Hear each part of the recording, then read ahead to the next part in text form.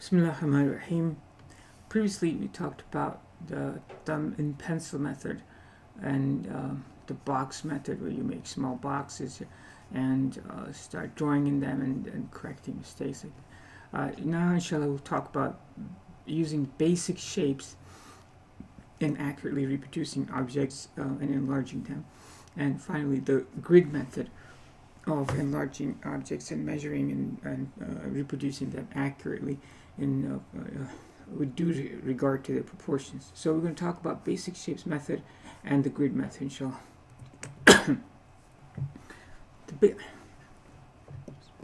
The basic shapes method is looking at the natural world in their most rudimentary basic shapes. And at first, it's not really apparent to people that there are actually basic shapes that you can see in natural landscapes. Okay, but over here, if you look at this picture, there are basic shapes right here, and then the cactuses are the big, long, tubular, rectangular structures. So this is the idea of basic shapes, and it helps you in placement of objects. Now, these round things that you see, these are not rocks necessarily, and these are like bushes. So there's a basic shape here, and there's a basic shape here, there's a basic shape over here, and then as I mentioned, there's a basic shape over here, there's a basic shape over here, and let's say bushing what is a basic shape, both, right? And there's one over here, and there's one over here. That's what we mean by getting the basic shapes correct and using that. This is very helpful in getting big picture and placement of objects and making the initial plans for their drawing. So this is the basic shapes method. And this is curiously pointed out by the book, is very old, and we all know it because that's what kids do when they're trying to draw in nature. They use basic shapes. It's almost natural. Or here's a house, and that's how they draw it. They use basic shapes to draw nature. So don't think of this as complicated. Think of this as something that you already know. So here, however, we try to do a little extra. So if you see a tree like this, okay, you say, okay, that looks like this, and basically it's kind of like this kind of shape over here. That's what I mean by basic shape. And if you see a tree, definitely you don't want to start making branches over here, okay? You don't want to make branches here. You want to go like, okay, this is a tree that looks like this, and it looks like a big triangle over here, and go like this, maybe like that. Okay, here they even simplified it even further.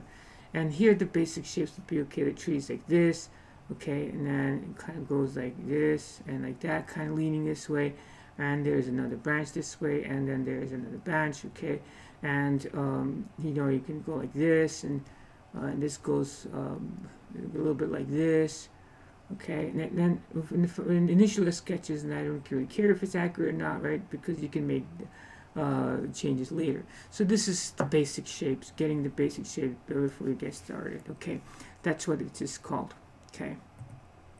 So what do? The first thing you have to do is you have to start seeing the basic shapes. If you can't see this basic shape, okay, first start this as a triangle, okay, and then there's a triangle, but it kind of looks like that. So you start with this in your mind's eye, then you go like this.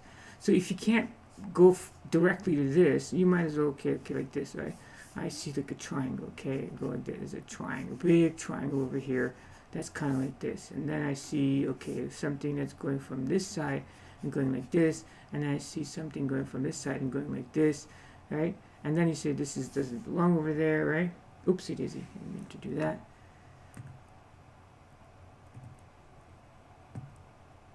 I don't know where it was.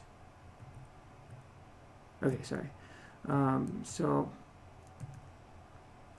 So, and then you can say, I didn't mean to, so then you get rid of this line, you get that line, okay? And then you got that, and then you see that there is a cactus right over there, and it kind of begins over here. I'm just going to get the basic shape down, and it kind of goes to over here, okay? And then there's another cactus. It doesn't go all the way up. It goes over here and a little bit on the left of this, and goes it's taller, and all the way near the end of the drawing over here, somewhere in this middle of it over here is like this. Now over here, Okay, now I'm going to start drawing the bushes over here. I'm not looking at anything else over here. Say there's a bush over here. Okay, and then like this.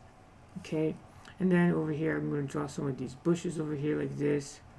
Okay, this is called the basic shape. See what I mean? You can get pretty good, right? I mean, it looks like, oh, you can get a pretty good idea of what the drawing is going to look like just by doing these simple basic shapes. Now, you don't even draw bushes like this, okay? No. Nothing like that. Just like this.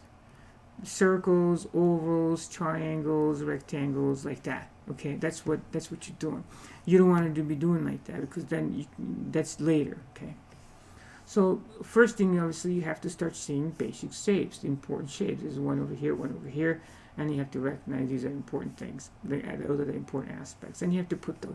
Now, once you have done the basic shapes, so you can make corrections. You can say, well, I drew this initially like this, but it's actually, that's not as fat as that. Okay, so you made it a little skinnier, okay? And this thing like here, so, and you moved it a little bit over here, okay?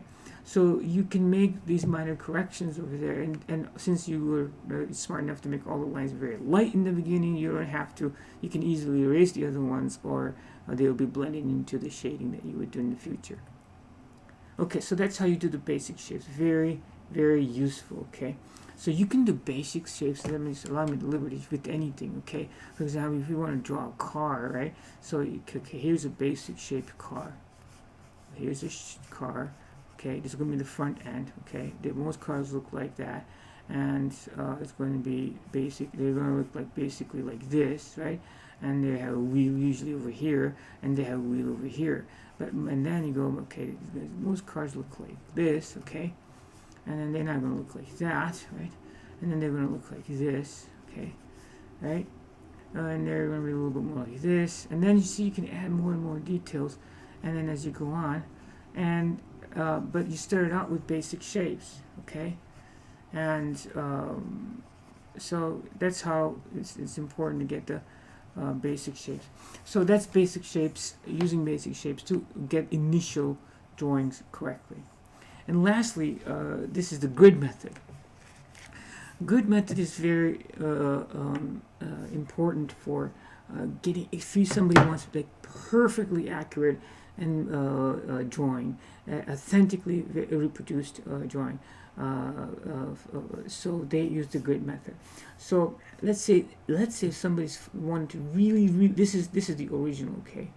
I think this is supposed to be the original drawing, and they really wanted to enlarge this and reproduce this tree accurately like that, okay? So what they would do is this is the picture. This is supposed to be a picture over here.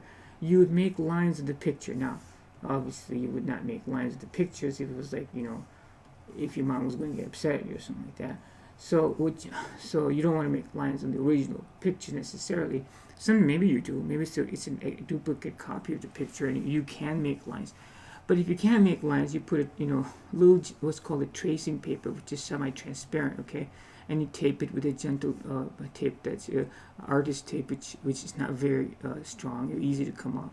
So you put a transparent paper or tracing paper on top of the photo and make sure it doesn't move, because if the grid moves, it's like the Cartesian plane moves, it's going to be all messed up. So once you put the tracing paper on the top of it, don't move it, tape it, okay? And then you, on the tracing paper, you make this grid, okay? And then wherever you want your drawing to be in your drawing paper, you make another grid. Okay, if you want the same size grid, you can make the same size grid. If you want it to be twice as big, you make the length and width twice as big, and you make the interval between these twice as big. Okay, so there of course has to be a proportional enlargement. Proportional enlargement, right? So if this is 2 times, okay, every individual grid has to be 2 times like that. Okay, so you put the grid on, so you have 2 grids basically, one on the actual picture, okay, and then one on your paper. Now on your paper, of course, you're actually going to draw the grid with gentle, very hard pencil, very light color pencil, okay? So you're going to draw the grid on your paper, and then you're going to use it to reproduce it. Okay, so now how do you do that? Well, this is the original, okay? Then here, this person has used basic shapes to put uh, basic landmarks, right? Landmarks on the scene. Okay, you can, and then you realize this is where you want the tree to be. Okay, they made a grid over there, and they made a grid over here. Okay, all right. So that's the basic idea. So you get the basic landscape, major contour lines done. Okay, and the shapes done. Okay, basic shapes. They're using the basic shapes method, and we're just going to focus on this tree. Put a grid over there on the tracing paper. Okay, and then you put the grid, gentle grid of same proportion or enlarged, whatever you want, on your drawing paper. Okay, then what you do is you look at this. Now, when you're doing a grid, you don't have to focus on the entire tree. In fact, you don't want to focus. You just want to look at the one grid. In this grid, this line is coming this way, and the tree starts like this. Okay. Now you have to make sure you're starting the right grid, because if you start this grid on the grid below, the whole tree is going to be messed up. So this is on the second grid over here, and somewhere about the middle of it, this over here. Now don't focus on what's going on in the rest of it.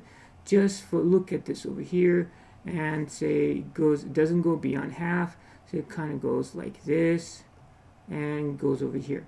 Now if you wanted to, you can start over here too, right?